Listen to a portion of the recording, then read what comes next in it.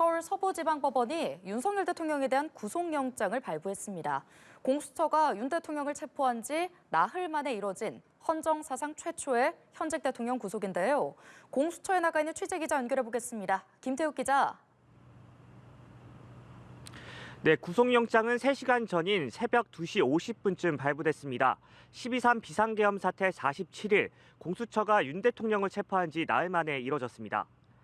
윤 대통령에 대해 구속 전 피의자 신문을 한 서울 서부지법 차은경 부장판사는 피의자가 증거를 인멸할 염려가 있다며 구속영장을 발부했습니다. 윤 대통령이 비상계엄을 전후해 휴대전화를 교체하고 텔레그램을 탈퇴한 점 등이 증거 인멸에 해당된다고 본 공수처의 주장을 인정한 겁니다.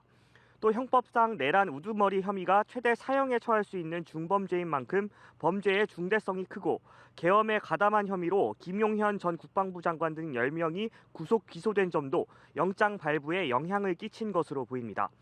윤 대통령이 3차례 출석 요구에 불응해 체포영장이 발부된 점, 체포 이후 공수처에서 진술을 거부하고 추가 출석 요구를 거부한 정황 등도 모두 반영된 것으로 풀이됩니다.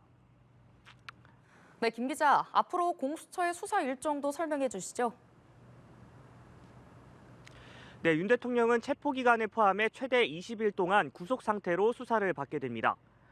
공수처는 입장문을 내고 향후 법과 절차에 따라 수사를 진행할 예정이라고 밝히는 등 향후 조사에 신중한 모양새입니다. 공수처가 윤 대통령의 신병을 확보한 만큼 비상계엄 수사는 탄력을 받을 것으로 보입니다. 윤 대통령이 수사에 계속 불응할 경우 공수처는 강제 구인이나 옥중조사 등의 대안을 검토할 것으로 보입니다. 공수처는 오늘 오전 10시 구속영장 발부 등과 관련해 브리핑을 열 계획입니다. 공수처는 검찰과 열흘씩 구속기간을 나눠 쓰기로 사전에 협의한 만큼 체포기간을 포함한 열흘 내 설 연휴 직전인 오는 24일쯤 검찰에 윤 대통령 사건을 넘길 것으로 예상됩니다. 윤 대통령 측 석동현 변호사는 현직 대통령에 대해 법원이 구속영장을 발부한 것은 납득하기 힘든 반헌법, 반법치주의의 극치라고 생각한다는 입장을 밝혔습니다.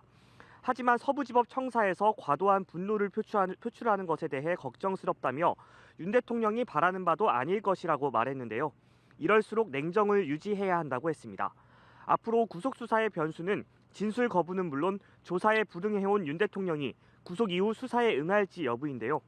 윤 대통령 측이 앞서 체포 적부심을 청구한 것과 같이 구속이 부당하다며 법원에 구속 적부심사를 청구한다면 또 그만큼 기소 시기가 늦춰질 수 있습니다. 지금까지 공수처에서 전해드렸습니다.